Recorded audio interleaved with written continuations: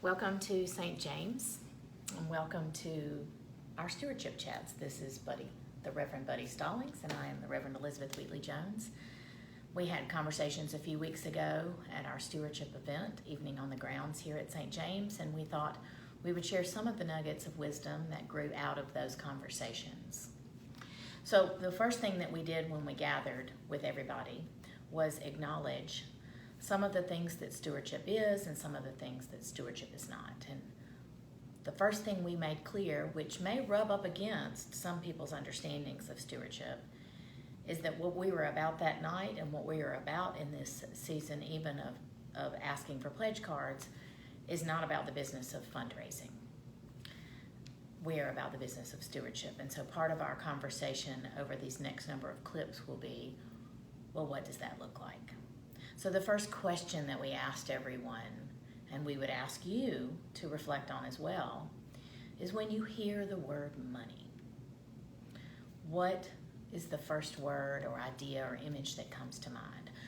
From your childhood or even now, what is that word? And so some of the words, which I believe are probably backwards for you, even as you're watching this, that came to mind for folks was wealth, giving back, not enough, debt, freedom, tithe, opportunity, mite boxes, dread, prioritizing.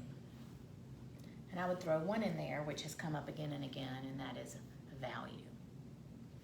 So Buddy and I are going to talk for a minute about some of those things and see where we land.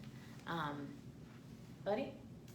Yeah, when you were introducing that again and you started reading the list, I remembered how I felt in my own gut the anxiety that the word money brings up for a lot of us. There is no doubt that it has immense power in all of our lives. Or is there any doubt that it creates anxious feelings for us, things of not having enough, of scarcity? And that led me to believe, and I don't know if this is where you want to go with this right now, but I've preached this for a long time, and I really do believe it's true, although I, like everybody else, understand the anxiety that goes or that rises up when we talk about money. The security that all of us want can never be bought with money. It doesn't matter how big our portfolios are, our checkbooks are. If that's what we really want, deep security, it won't buy it for us. And the reason we carry on about this not being about fundraising is that we believe that a healthy and broad understanding of stewardship does include what really brings security, because it's a spiritual issue. It's a spiritual issue for us. It's a spiritual issue for the church. Of course it has to do with paying the bills, but it is first and forever about how we get our values straight. And I think that's the word that you added, which I think is an extremely important one on this list. One of the things we talked about that night, sort of related to all of that, or related to security, is oftentimes the idea that if we give more, in terms of giving more to the church or giving more away, that we're then therefore buying assurances, right. or perhaps we might call them buying indulgences. Right. That if it's been done. That it's if we give more, that we are then therefore securing a place for ourselves or our family, both in heaven and buying our power in the context of the church, right. in the context of this organization. Right. And that's one of the sort of myths we want to dispel, is that that's not what this is about either. that no amount of money that we give or don't give is going to either give us a sense of true security with ourselves, or security about what's going to happen after we die, or security about what we're doing right here and now, or even within the context of the church.